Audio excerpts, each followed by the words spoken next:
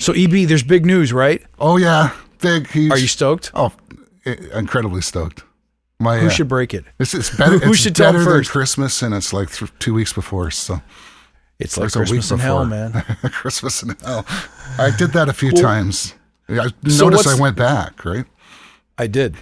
What's the news? Come on, don't keep hanging. The news is that Acustica's got a super secret 1176 compressor coming out. That's right. Don't pretend you haven't been waiting for this, because I know you have. So finally, it's here. That classic, 70s, 80s sound, like every record, every rock record ever made, every great record ever made. I mean, Jimmy, isn't the legend that Jimmy Page used this to plug his guitar direct into for the distortion sound on Black Dog? Probably.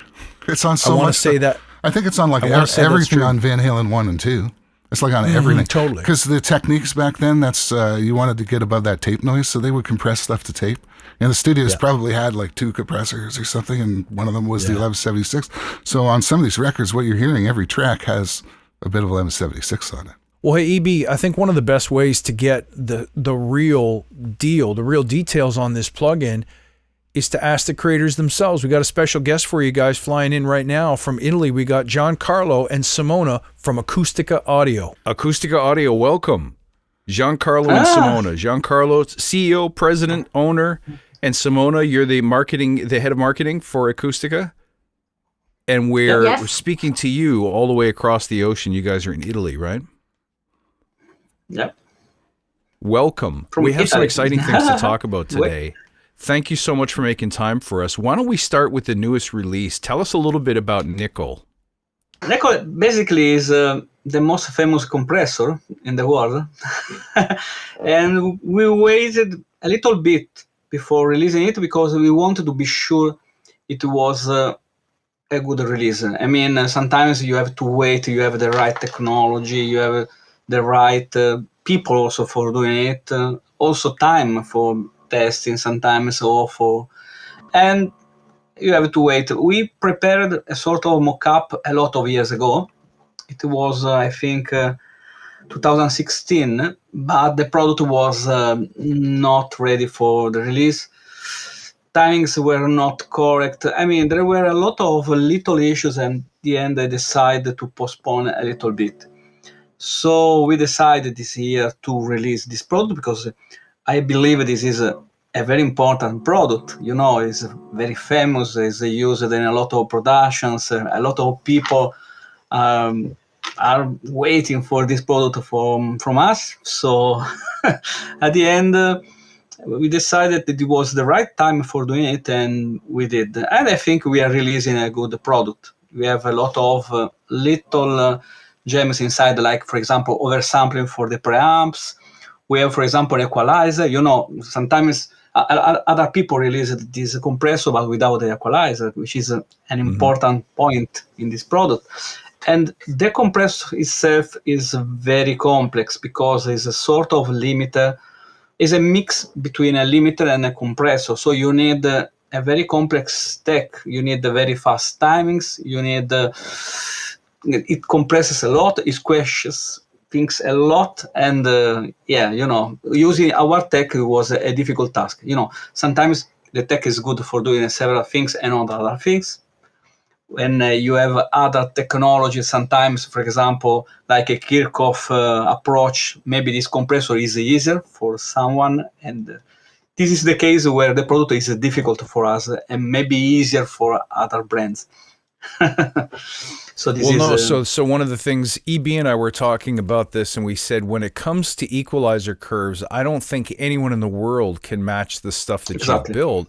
But that technology that makes it so good would probably make a time-based unit, not a frequency-based unit, such as a compressor, that would have to be very, very hard to replicate.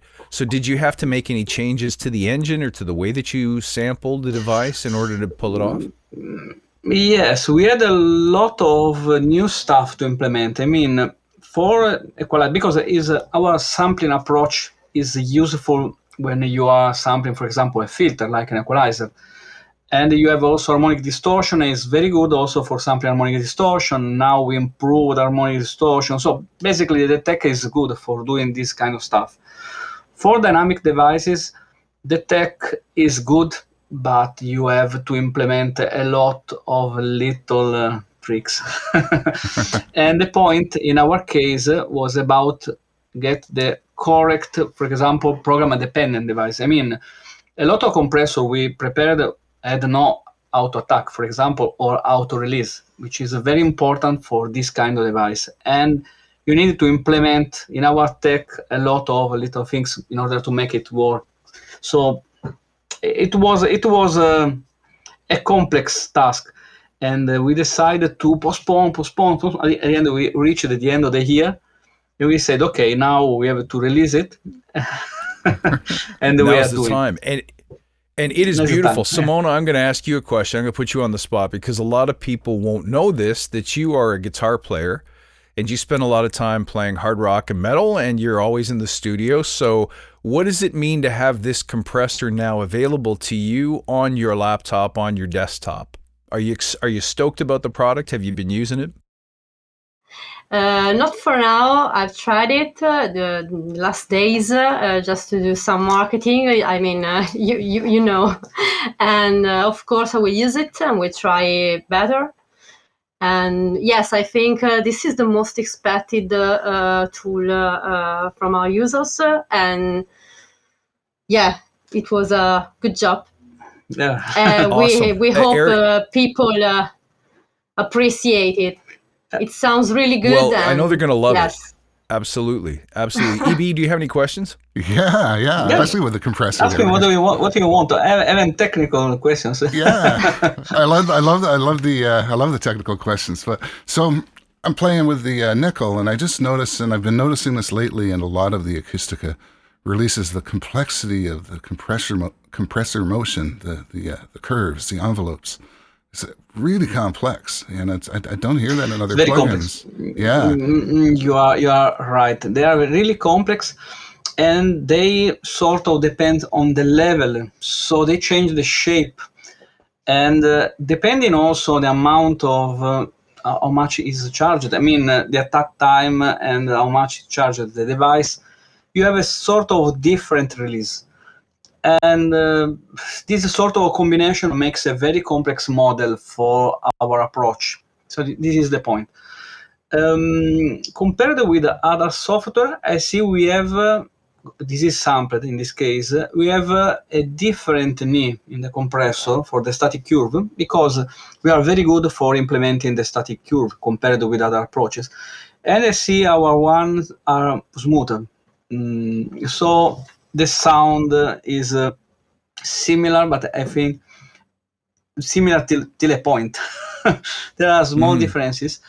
And also we compared with the original device. Now we have an original device here in our offices. So we are comparing, we are trying to push the hardware device in with the same settings we have with the software. Obviously, you have to make a sort of a guest staging because for hardware, you have for example, a compressor is difficult to match because you have to reach exactly the same level in the software. Okay, but if you have the same amount of gain reduction, you have the same settings. Really, they are really close.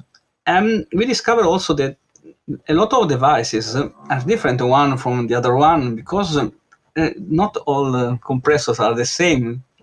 For example, they were built in different periods. The project is similar, but not similar components have small variations. So we tried different devices, and you see there are more differences between a device to the other one than sometimes to the software for specific tasks. Obviously, I'm not here for telling you that the software can replace the hardware.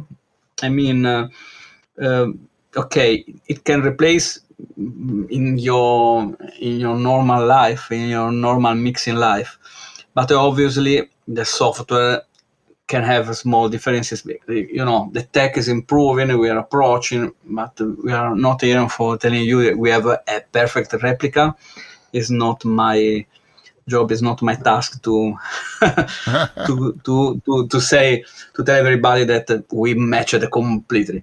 I can tell you that in the same settings, we cannot distinguish sometimes the hardware from the software for a specific task, for example, like a drum bass. So this is a good result, in my opinion, is enough for your normal mixing approach, because you don't need exactly the replica. You need to have something which is in the exact ballpark for doing the same kind of things. So this is my approach.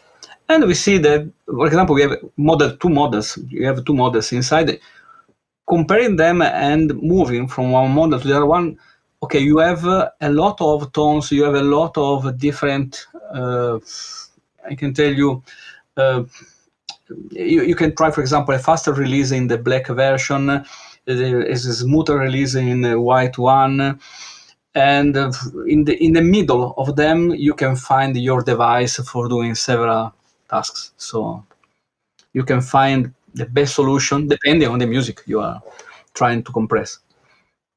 One of the things that you guys really nailed with this release is the distortion or the harmonic characteristic when it's driven. And most people who have been waiting for this compressor are expecting the instrumentation to be an input drive and then an output trim. This tool has much more flexibility in that you can enable and disable the preamp stages. You can enable and tweak the harmonic distortion and still play with the input and output gains and the attack release curves. So you have tons of flexibility. And I think that, did you do that intentionally to open up more artistic or creative possibilities? Absolutely. We started with this SOA control, which is a sort of threshold for timings. I think a few months ago for other products. 1 year ago, I think the first product was last product of the previous year. And we discovered that this control is very important. So we implemented, for example, in Digo, a lot of devices we modeled this year, because we discovered that our customer had a lot of issues trying to find the sweet spot for timings. You know, when you have a program independent, like in our case, so shapes of attack release are modeled, the problem is to find the sweet spot where they are working properly. Sometimes they can be too much fast, sometimes they can be too much slow, depending on the spot where you are working on. But sometimes you are interested in a different control on the sweet spot for timings and for the ratio, for example, so for the compression amount. Other point is something we did in the past, which is the detached version of the preamp. The preamp is important to keep it detached so you can control harmonics, because, you know, this kind of device has a lot of distortion. And sometimes you don't want this distortion in your music, especially if you are in a master bass, because maybe the master bass is too much important. Okay, if you are squashing, for example, a drum bass can be okay, but if you want to use on a drum bass, sometimes it's too much. We tried the real device on the master bass, and the hardware device has a lot of issues because sometimes it's adding too much distortion, and you want to keep it more controlled. So you want something to mix this amount of distortion. So at the end, we decided to keep three things detached, which is timings on one side, and you have this control. Then you have harmonics, so you have this preamp, which is detached. And at the end, you have also, obviously, the normal compressor for ratio. So you can decide not only the ratio, but how much close to the knee point, because the knee, I told you, is smooth. So sometimes you want to keep it a lower ratio, which goes up for higher compression. It's very important that the knee point is in a point where you don't hear too much pumping, too much issues. So you want to control it, and you want to go exactly there. There's a lot of little tricks for doing it properly. So Eric, I know you're dying to talk tech, but one thing I want to make sure we make time for, and Simona, you and I can go off and talk about Alter Bridge or something else like that, because I think Eric wants to get his pencil and his notebook out. But I also want to make time for, let's talk about your room modeling or your space modeling innovations, because Sienna is doing incredible things, not only in headphone-based mixing, but also in Atmos compatibility. And I just want to say, because I haven't had a chance to tell you, I love silver. I think that was a huge innovation. I'm a reverb junkie. So for me, a reverb done well is something that's, once I hear it, it's on everything I do. So I'm really loving the stuff that's coming out. I can answer. Well. I can answer on exactly this point, because I am the guy who decide to release Sienna, Sphere, the direction, and also I implemented the tech. Okay, we are a lot of people now in Acustica, should be honest. So now, okay, we are watching 2 people, but really we have a lot of people in the offices. And to be honest, for example, I didn't create anything for Nickel. I mean, I implemented the tech, I compiled code, but I have a guy which is assembling, and other guys which are sampling, they are checking, they are comparing. So in a lot of cases, is not exactly what I do in my daily job. And I just go there for telling them, it's good, it's bad, let's improve this. No, I have to help you in this because I don't hear it properly. Okay. But in most of cases, they are completely independent. In the case of Sienna and Silver, I did a lot of stuff because I want exactly the project to go in the direction I had in my mind. And so I feel like Sienna and Silver are really my projects this year. And I started with Sienna. Sienna was not meant to be the product is today for Atmos, so much complex. I just wanted to make a sort of clone of Steven Slate approach to headphones. And in my mind, it's true. In my mind, also, we contacted a headphone developer for creating our headphone in order to copy exactly the business model, because I say, okay, there is a lot of hype in this field, in this, so maybe I can do something on the same level, or maybe just we are there, we can take a position in the market, even if maybe it's not the best product. But after I started, I discovered that there was a lot of things to do. I mean, is you start doing a clone, and after you discover that you can do something completely different, and you find your way. And the way is very distant, I mean, from their approach. And I'm proud that we didn't copy at the end the product. I mean, it's completely different, and it's exactly what the market needs. Different products for different people, so you have more choices. Sometimes when you have a clone, okay, you have, for example, Fab Filter equalizer. You have a lot of clones today. It's a perfect equalizer because of a good workflow.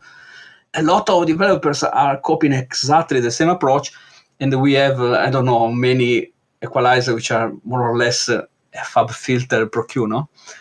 And it's good for the customer because they can find a different price model. Sometimes they can find different features. Sometimes you want maybe more dynamic approach. Sometimes you want more artificial intelligence inside. So it's good. But at the end, you have similar products, which is almost bad. I mean, it's the same down equalizer, just cooked in a different way. In the case of Sienna, when I discovered that we could create something completely different, I said, okay, we have to follow this way, this path. I have to create something which can be different. I don't care if it's better or not. I have to find what is good for me, and maybe I find a customer for this product, because if I find it is useful, maybe other people will find it useful in the same way, even if it's not a clone.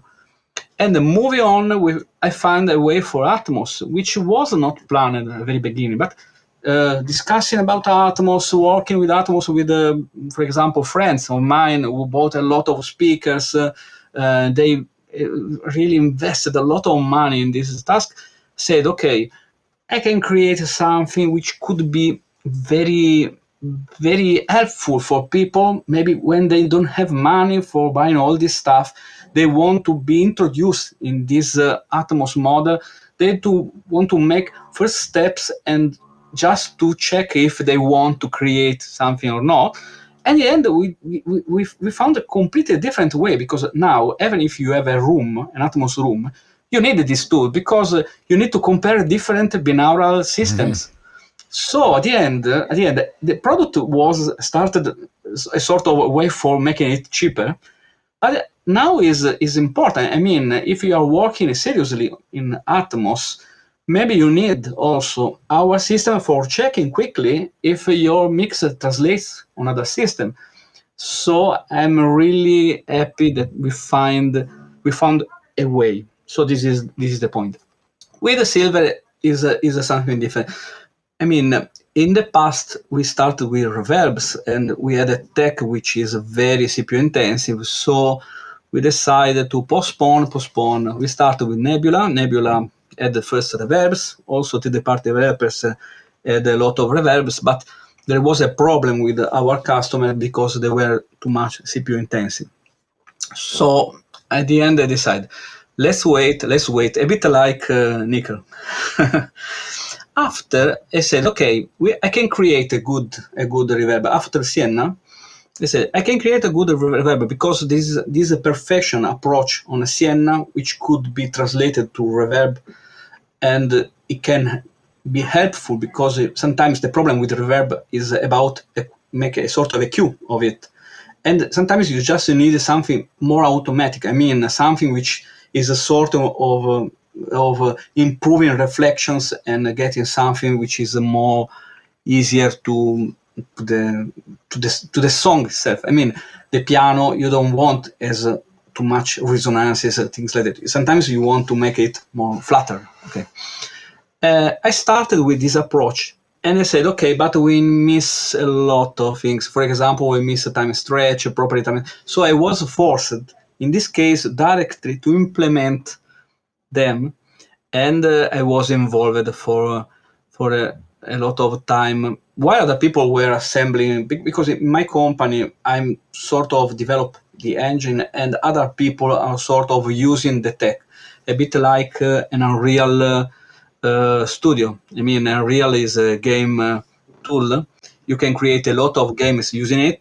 Sometimes there is this sort of code. I mean, you have the engine, you can use it, but there is a whole studio which is creating the game. So you have actors, you have, for example, plots, people writing a plot, or you have to create a story, you have to really to make object moving on the screen. So you have a lot of tasks which are based on the engine. So we are in the same exact position.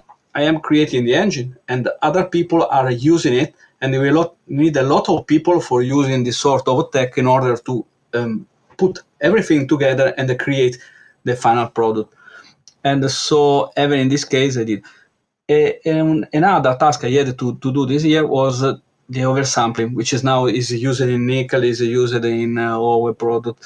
It was another interesting task. You can do oversampling in a lot of different ways, and results are very different one from the other one.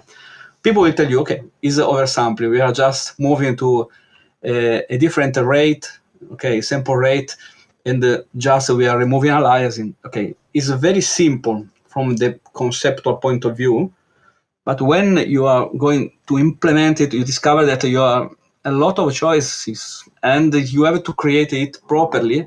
And a lot of products are implementing a better oversampling, in my opinion, which is an issue, because when you hear a problem to the transient, you hear a sort of tone which is not the same you had in the original before oversampling, something is wrong and you cannot use it. So this is the problem. So three tasks I had to do this year. Did you find the oversampling? Because, I mean, I've been Acustica user for a long time. I want to say 2007 or 8 or something. And we know how much CPU that the computers couldn't handle this technology 12 years ago. You know what I mean? They weren't fast enough. So, but now they can. They can do. Yeah. Now they can. They can do. Now they can. just we have this M1 computer from Apple, and now we started the game again because this is when you want to implement something new, sometimes technology helps you. Yeah.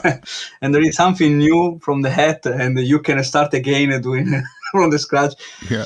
So we reached the point where our processor were too much CPU intensive. Now we have this incredible Apple processor. Okay, now we have a compatible program for moving all products, for example, to Monterey.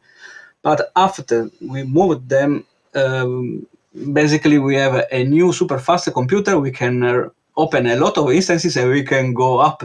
So we can start using oversampling.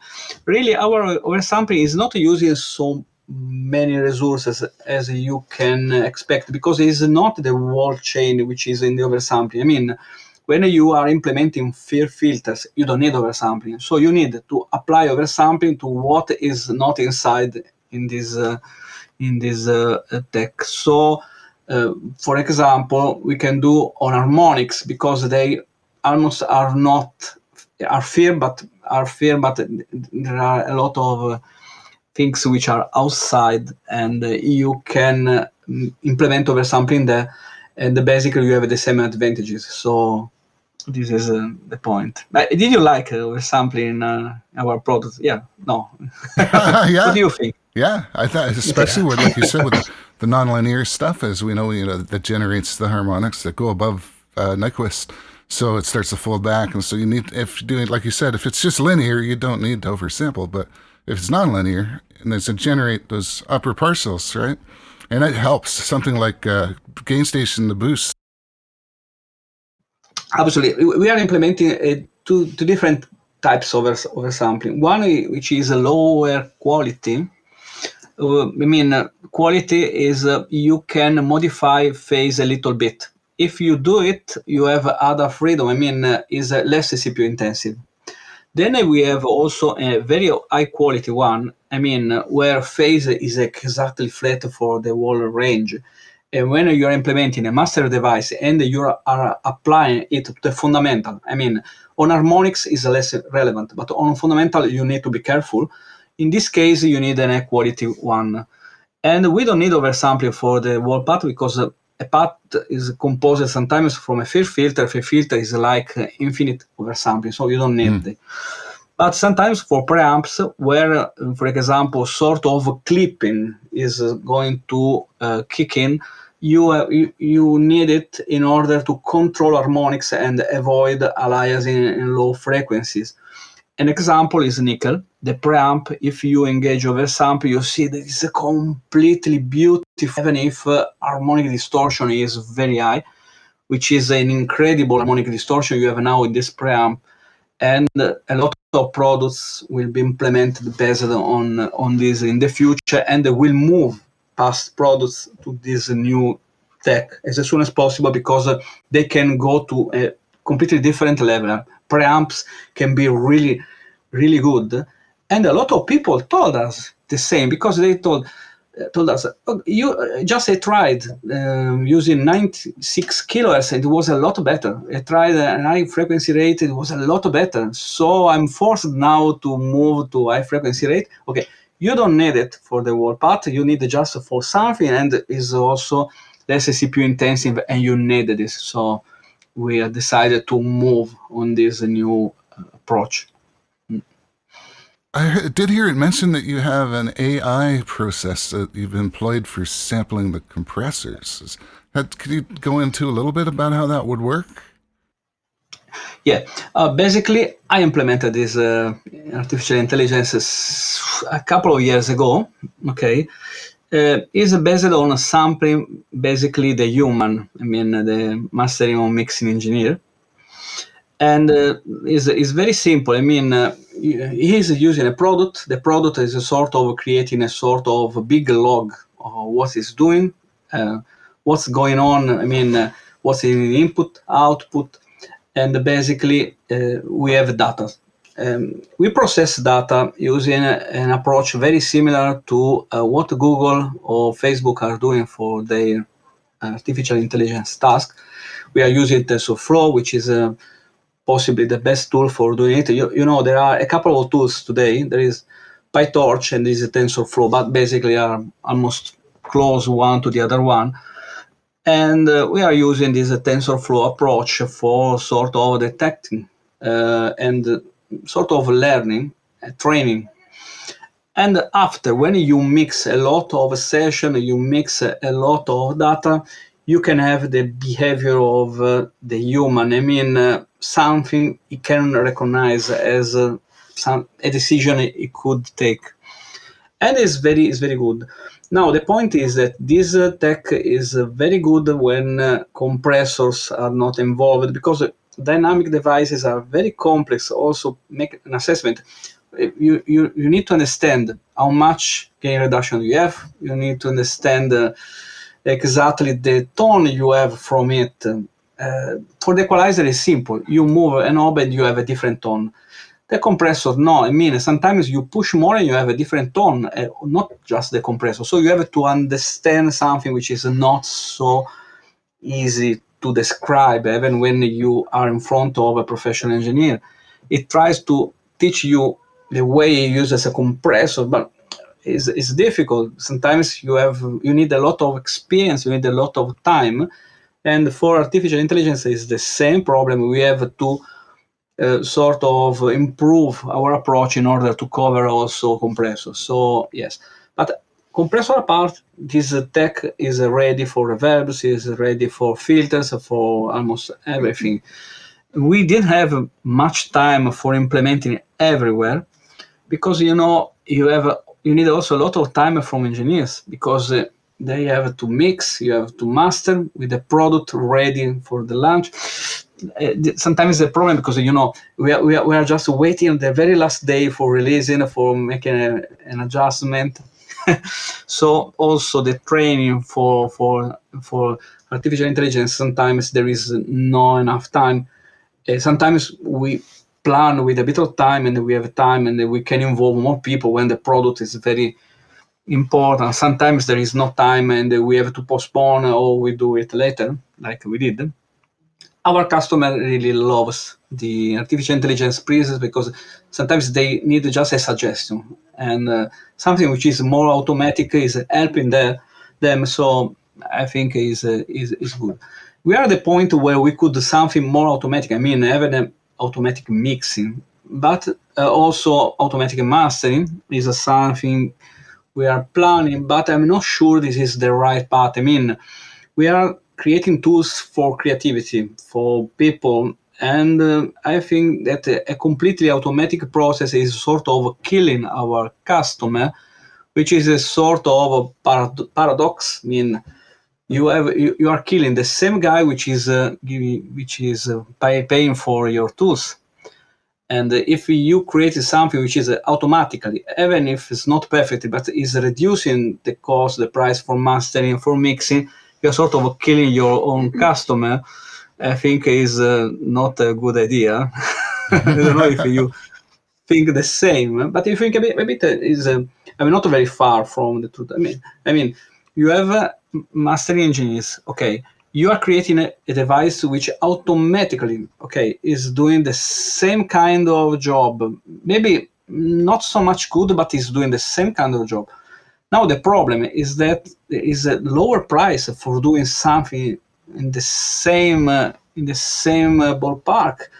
At the end, you lose your job, and this is a difficult moment now for mixing and master engineers, and they don't need something automatic, which is doing the same things in a bad way. You need to improve the quality. So I want to release something which is a sort of exciting for them. They want to pay for doing their job in a very better way.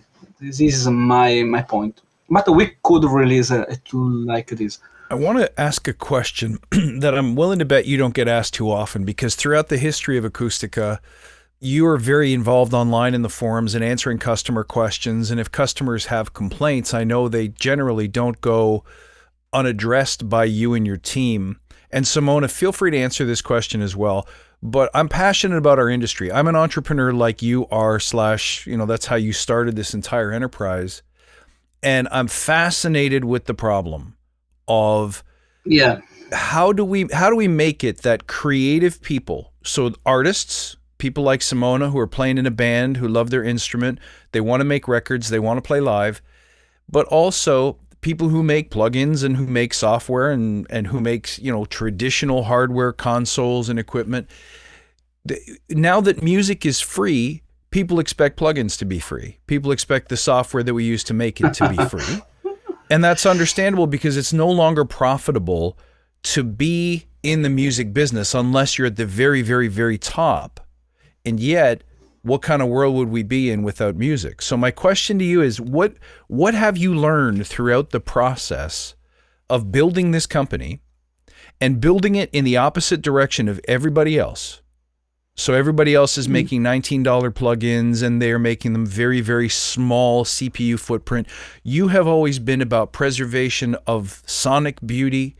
You have always been about creating convincing replicas that make convincing music. And you have gone completely opposite in the direction of much of the industry for a very long time. But I would argue that that's been a big part of your success. Because when you do something that nobody else is doing, you're the only place that people can go to get it. So I would love to have your commentary on, if someone is out there trying to make a living with music, either as a creator or as a mix engineer, mastering engineer, what kind of advice would you have for them based on your experience building this company? Okay, I answered before her, and I want to also to listen what she thinks about this. Yeah. I started in 2005, okay, and there were a lot of tools, cheap tools for doing a lot of tasks, and the plugins were really light at the time. It was very hard to find a CPU intensive plugin. When we started, the plugins were not very CPU intensive. So I started creating something completely new because I said, okay, there is already a market for good plugins with a decent sound, a decent approach, and they are pretty good. They are doing their homework pretty well. I was using them because I was a musician, I was a producer, and I was using them. I was a long time, for example, also Waves customer. We bought the first version of a Magic Logic in the 90s. Really, I bought a lot of software with my mates and a lot of hardware. And at the end, I was using products in my daily sort of hobby. It was a second job because I had a different employment, and also this job, which was sort of a professional job, but was not my main one. And I was satisfied from tools from other companies. But I said, okay, I need something for myself. And if I create something for myself, I don't need having it real time. I need something which can create possibly the same sound of an hardware in convincing way, in the best way possible. So I changed my mind. I said, okay, possibly other people will agree with me and they will be my customers. So I started from this concept to sort of find a customer. I mean, you launch a product and a lot of people will complain because it's not exactly what they were expecting. But in my case, I said, okay, it could be a filter. I mean, if the product is CPU intensive, is different, is buggy, there are a lot of bad things. Also, other good things, for example, good sound, for example, incredible result, closer sometimes to the hardware, or I don't know, a lot of features which you have cons, you have pros. Okay, maybe it could be a filter for my customer, and my customer could be someone which is ready for my approach. He wants to spend time on a tool which is more complex, is more CPU intensive. They have to buy a different computer. So is what in the industry is called killing application. Killing application is an application which forces you to buy hardware or to buy something different just for adapting.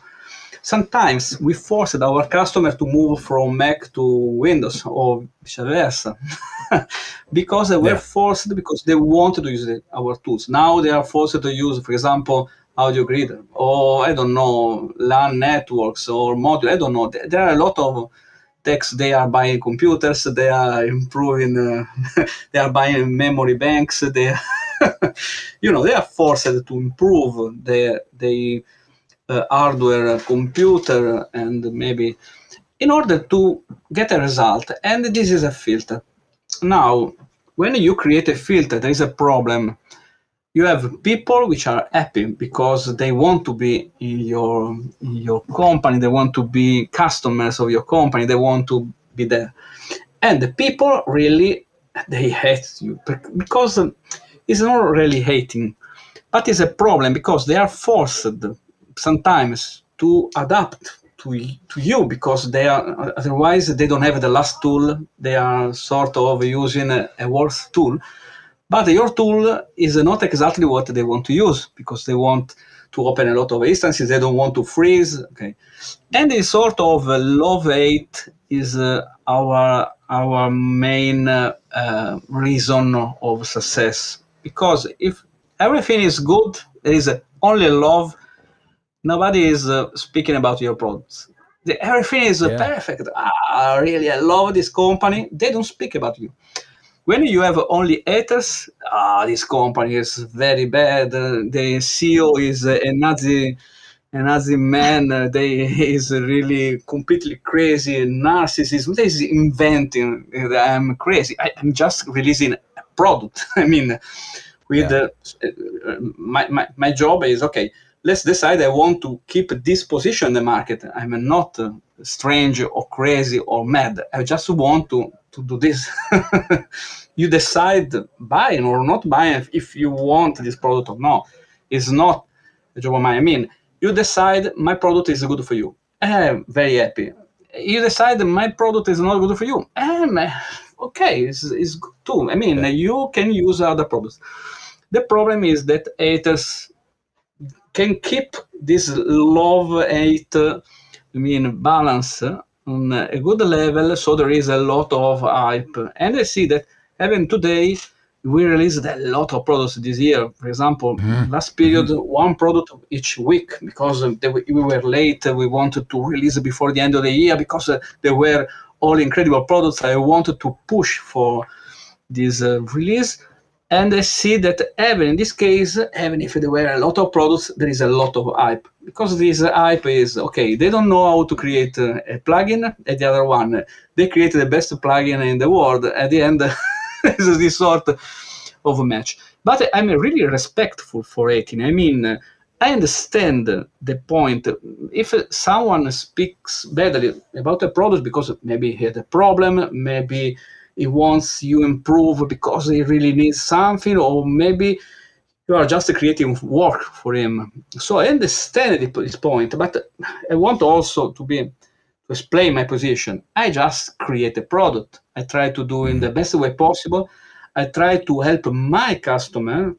I told you there is a filter, and I'm creating items for him and for myself. And really, I'm not doing it for creating troubles.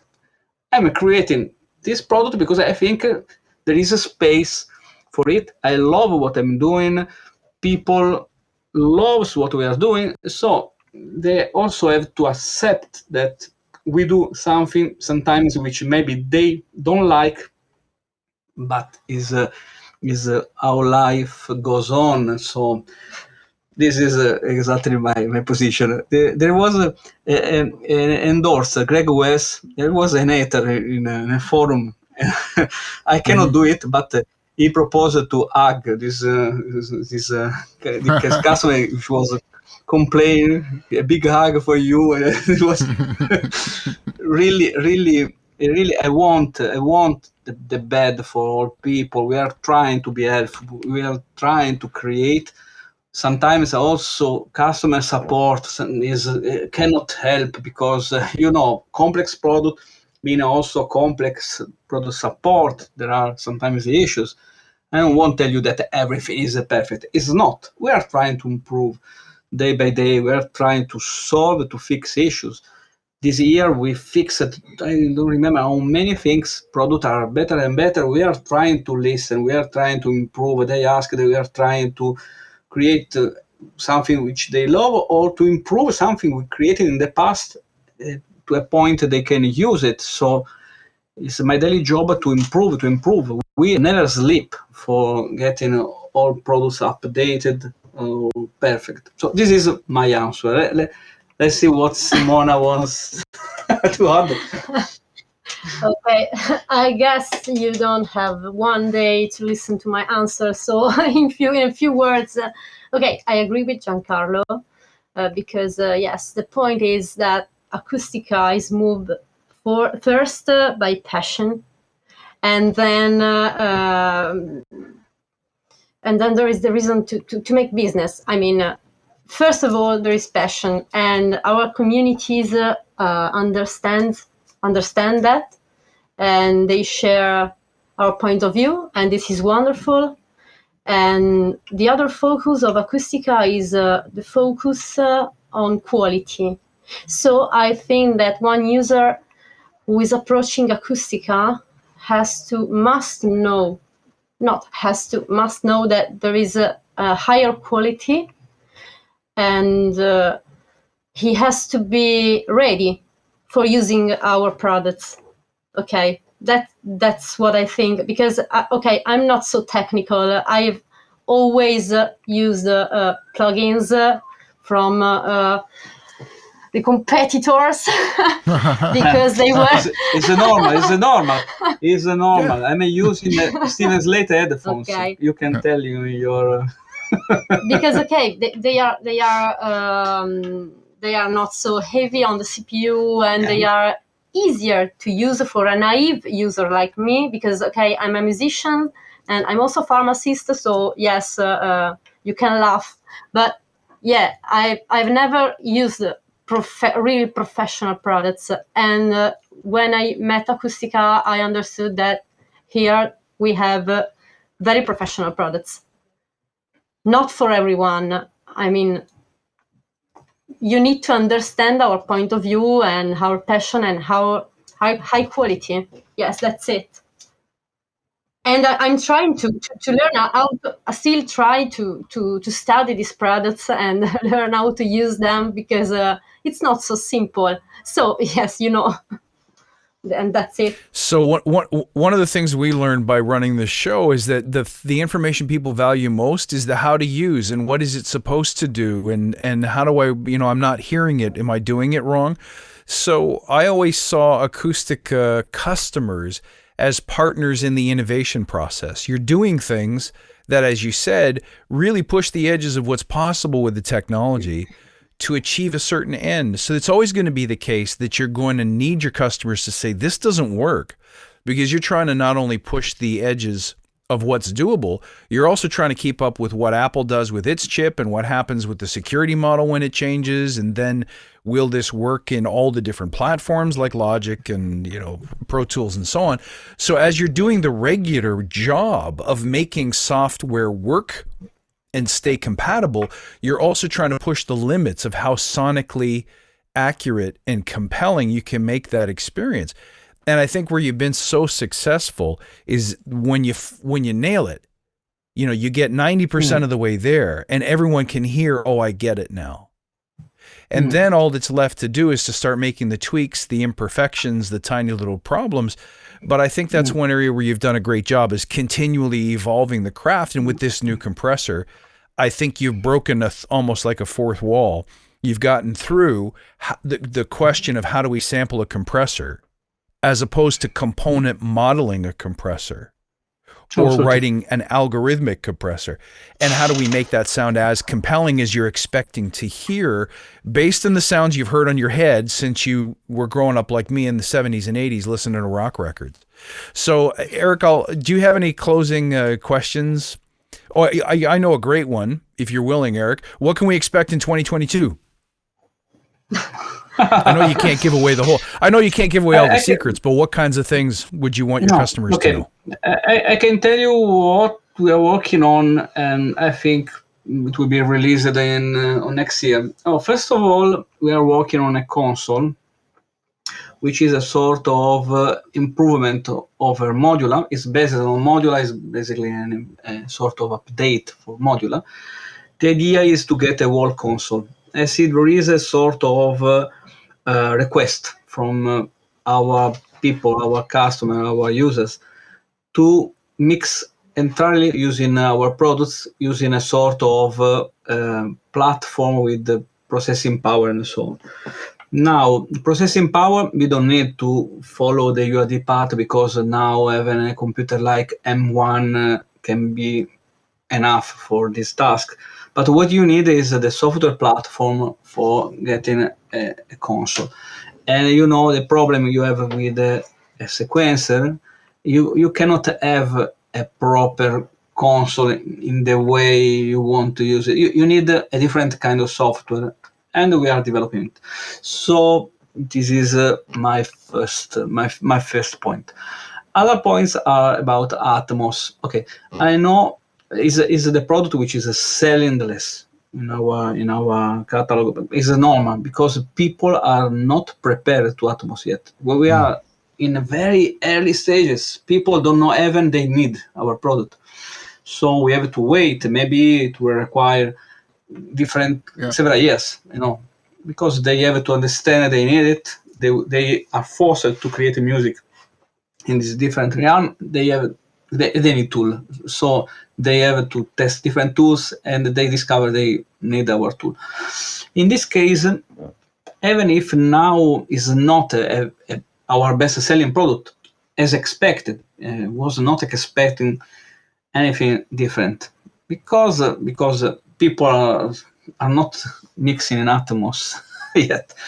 But for next year, I want to improve using, for example, mobile platform, approaching musicians. So the point is how to improve this technology for reaching a larger audience and to solve a problem.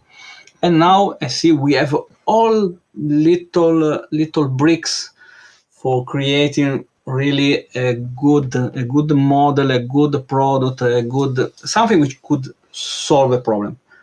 So this is the second planned, and we move also in the services model. I mean, not for automatic mastering. I don't believe this is the right path. I told you before, but maybe we can create services which are useful for several tasks, and you will have several surprises on this. Ooh. Then we are planning, obviously, our 100 strip channel.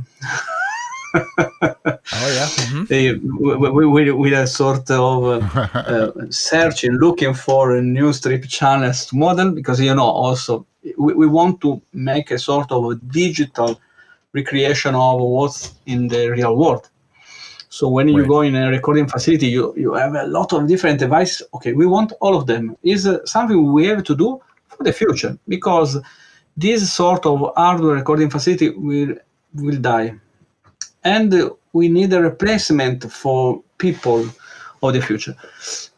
Before you ask me which is the future for this market, I think not from the professional point of view, because from the professional point of view, everything will be more and more automatic. I mean, I expect Facebook will create your song based on your feelings, just mixing tracks you love, adding a text singer, with a singer, automatic singer on it, with a text. Remember exactly what you did with your wife the first day. Okay, so I think this is direction. Everything completely automatic, without the mixing and master engineer, and even without a producer. I mean, and even without the artist which is composing melody or things. So you could ask me where people, if everything is automatic, is paid, so the job will disappear. I can tell you, yes, the job will disappear. But I think it will be like a gamification. So we'll move in a sort of different ways. Like you want to make a paint, you want to create music, is a sort of artistic freedom for people because it's cool, because it's beautiful, because it's relaxing. And you need tools for doing it properly because it's sort of a big game. It's not for creating really something for the professional world, but more from yourself because you are really creating something. Like today, you can make a paint, for example. You can write, for example, lyrics, and you will produce music for yourself, for your friends. But don't forget, tools, automatic tools, will replace completely people. I can tell you when, but I'm sure that it will happen because this is the direction, because you want to decrease the prices, you want to create automatic, for example, vocals on Netflix movies. You want automatic movies. You want just to write a plot and, okay, you have digital actors doing what you need. And in the future, even the story will be automatic and will be sort of surrounded from artificial intelligence creations where nobody is paying basically because everything is generated, and this is the future. I'm sorry for you, for everybody which is listening today, but I'm sure this is the only possible direction for the professional world. Is what I expect. I don't know what you think about it, but you said trend, you see the direction. This is the direction. I think you nailed it. I think you've got everything. Every direction that music is going in right now, and sound in general, it's all those things. It's the mobile, it's the service, it's AI, automation, and the immersive sound. Of course, I tried Sienna Sphere, and the next day I ordered speakers because I'm going there. Because the pros you're gonna have to. Labels want it now. Netflix requires it if you're producing content there. So I think this totally everything that you just said is exactly where I agree 100%. Let me inject a grain of hope there because I do agree. I use a tool to generate copy, and it can write a story or a blog post for you that is not plagiarized. It's not duplicated. Sometimes it makes mistakes, but it does a really great job of generating entire blog posts, entire storylines with almost no input. It's ridiculous how scary that content is. But I will say this, if you've ever been to a show or if you're a guitar player, there's nothing that will ever replace the feeling of a Marshall 100-watt JCM 800, the way it rattles your pants and shakes your bones. You can never replace that, at least not in my lifetime. So that's my grain of hope. And I know Simona knows exactly what I'm talking about.